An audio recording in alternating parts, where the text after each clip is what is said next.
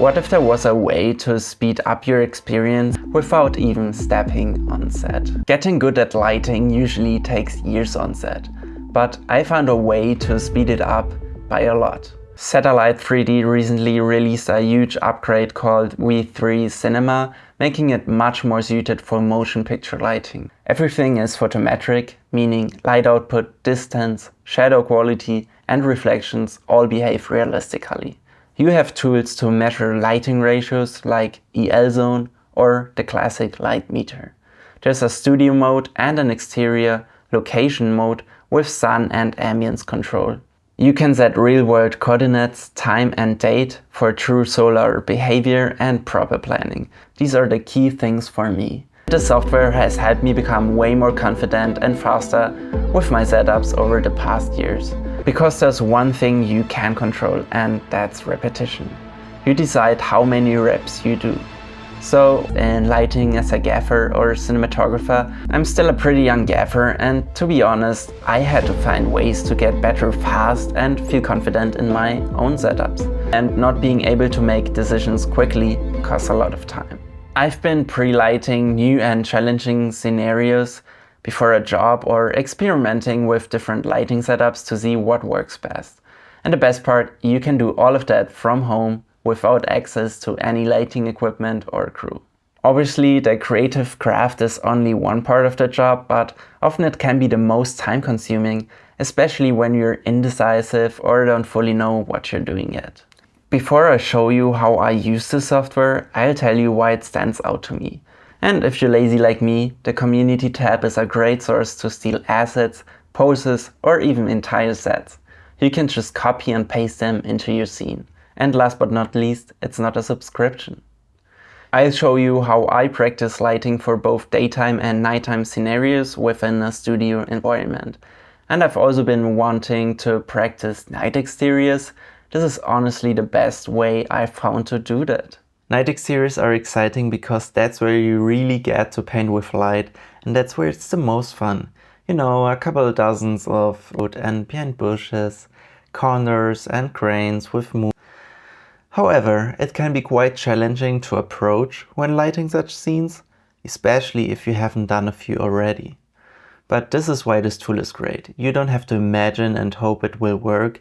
You get to quickly test your ideas and maybe come up with new ideas while building your lighting setup within the software. And since you're already pre-lighting it, you'll notice early on if you forgot about an accent light in the background, which you wouldn't know until the shot is framed up.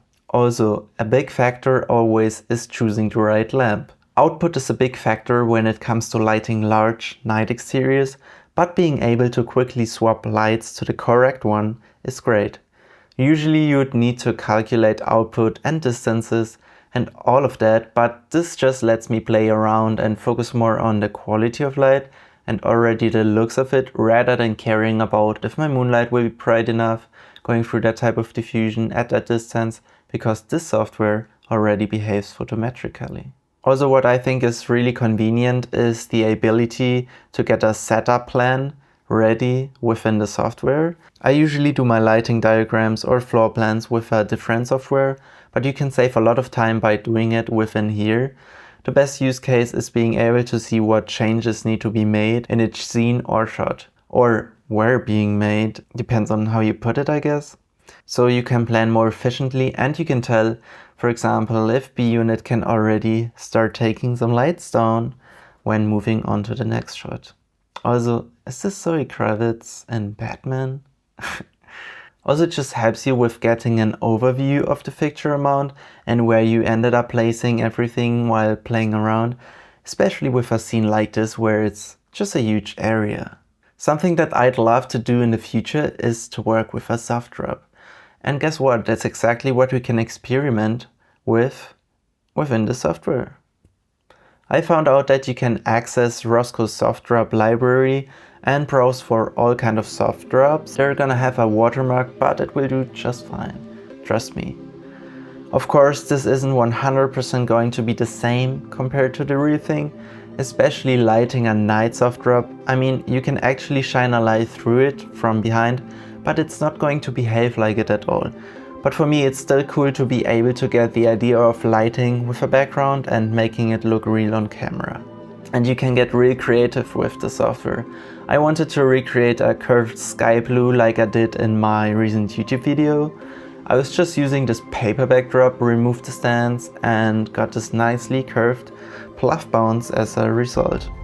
You can also create your own pluff bounce with a butterfly and then just save it to your library as a custom. See how good this pluff bounce looks? Anyways, did anyone mention a cookie? Hell yeah, let's break the sunlight up a bit.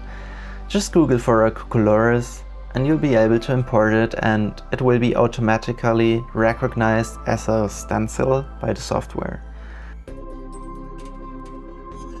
And here's another scene that I prepared and built. If you're too lazy to ever build something, just head over to the community tab and you'll find something to copy paste to your scene.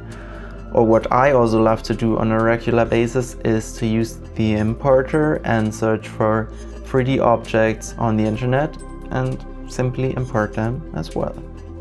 And again with a soft drop background from Roscoe's library. This is a daytime scene, so some blue muslin overhead as a sky blue ambient fill, and I abused this mirror here, which actually is a prop, in order to get more distance to my cucullores. I wouldn't trust the physics though too much on this, but I think it works just fine.